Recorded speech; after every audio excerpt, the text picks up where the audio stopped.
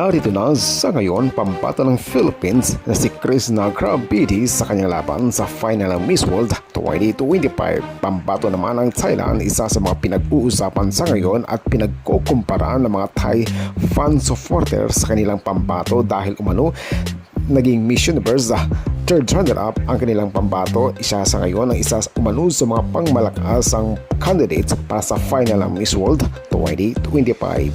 Ang tagpan nito ng mga Thai supporter, napakalayo umano ng diferensya o ang lamang ng kanilang pambato kaysa sa pambato ng Philippines na si Krishna Grabidi para sa final ng Miss World dahil umano sa mga karanasan o experience na nito na naging Miss Universe third runner-up. Posible umalakas talaga umano ang tsansa ng kanilang pambato para sa final ng Miss World 2025. Ako naman si Kudander TV.